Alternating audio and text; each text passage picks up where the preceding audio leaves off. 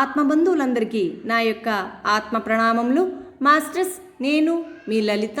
మిత్రులారా, ఈరోజు కూడా మనం మరికొంత జ్ఞానాన్ని శ్రీకృష్ణామృతం ఉత్తర గీత జ్ఞానసారం నుండి షేర్ చేసుకుందాం. మాస్టర్స్, ముందుగా మనం షేర్ చేసుకోబోతున్న జ్ఞానం మూలంలోని బ్రహ్మ సందర్శన యోగంలో 20వ శ్లోకం. ద్విసప్తతి సహస్రాణి నాడ్యస్యుర్వాయుగోచరాః కర్మ మార్గేణ సుషిరాః తిర్యక్చ సుషిరాత్మకాః. మిత్రులారా, ఈ శ్లోకం యొక్క తాత్పర్యాన్ని ఇప్పుడు తెలుసుకుందాం. ప్రాణ సంచారానికి అనుకూలమైన 72,000 నాడులు కర్మ మార్గం చేత పునరావృత్తి కారకాలైన రంధ్రాలు కలిగి ఉన్నాయి. మిత్రులారా, ఇప్పుడు వివరణ తెలుసుకుందాం. మనిషికున్న శరీరాలు స్థూల, సూక్ష్మ, కారణ శరీరాలు. కోశాలు అన్నమయ, ప్రాణమయ, మనోమయ, విజ్ఞానమయ, ఆనందమయ కోశాలు. కంటికి కనిపించే స్థూల శరీరమే అన్నమయ కోశం. ప్రాణమయ, మనోమయ, విజ్ఞానమయ కోశాలు సూక్ష్మ శరీరం. ఇది స్థూల శరీరం లోపల ఉండి వికారాలను కలిగి సుఖ దుఃఖాది ద్వంద్వాలను అనుభవిస్తుంటుంది. అనాదిగా ఉన్న అవిద్య, అజ్ఞానంతో కూడిన ఆనందమయ కోశమే కారణ శరీరం. ప్రాణమయ కోశంలో ప్రాణ సంచారం కోసం ఉండేవే నాడులు. ఇవి 72,000 ఉంటాయి. ఇవి ప్రాణవాయు చలనానికి, ప్రాణశక్తిని స్థూల శరీరం అంతటికి సమకూర్చడానికి అనుకూలంగా తమలో ద్వారాలు కలిగి ఉంటాయి.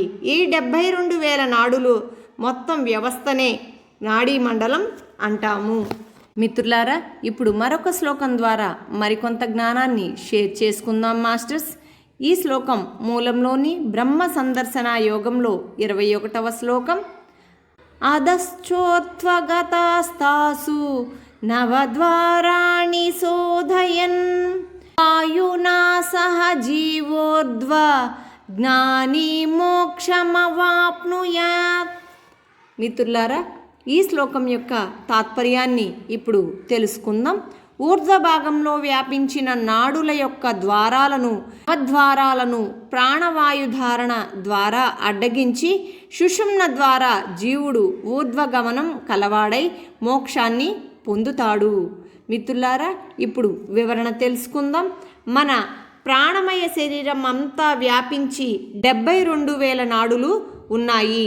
ఇవి ప్రాణవాయు చలనానికి, ప్రాణశక్తిని స్థూల శరీరం అంతటికీ సమకూర్చడానికి అనుకూలంగా తమలో ద్వారాలు కలిగి ఉంటాయి. జనన మరణ చక్రంలో బంధించబడ్డ జీవుల యొక్క ప్రాణశక్తి అంత్యకాలంలో ఈ నాడులలోని రంధ్రాల ద్వారా అన్నమయ కోశం యొక్క నవద్వారాలలో నుండి వెలుపలికి పోతుంది. ఈ విధంగా మానవులు తమ స్థూల శరీరం నాశనం అయిన తరువాత సూక్ష్మ శరీరం ద్వారా తమ కర్మానుసారంగా వేర్వేరు దేహాలతో వేర్వేరు జన్మలు తీసుకుంటూ ఉంటారు. యోగి అయిన వాడు అంత్యకాలంలో తన శరీరం అంతటా వ్యాపించి ఉన్న నాడులలోని ప్రాణవాయు సంచారాన్ని ముఖం మొదలైన ఊర్ధ్వ భాగాల ద్వారాను నవద్వారాలను వాయుధారణ అనే ప్రాణాయామం ద్వారా అడ్డగించి సుషుమ్న మార్గం ద్వారా ప్రాణవాయువును ఊర్ధ్వముఖంగా నడిపించి బ్రహ్మరంధ్రాన్ని ఛేదించుకొని మోక్షాన్ని పొందుతాడు. మిత్రులారా, ఇప్పుడు తత్సంబంధమైన జ్ఞానాన్ని అందించేటటువంటి భగవద్గీత 8వ అధ్యాయం 10వ శ్లోకం ద్వారా మనం తెలుసుకుందాం. మాస్టర్స్, ప్రయాణకాలే మనసాచలేన భక్త్యా యుక్తో యోగబలేన చైవ భ్రువోర్మధ్యే ప్రాణమావేశ్య సమ్యక్ సతం పరం పురుషముపైతి దివ్యం. మిత్రులారా, ఇప్పుడు మనం తాత్పర్యాన్ని షేర్ చేసుకుందాం.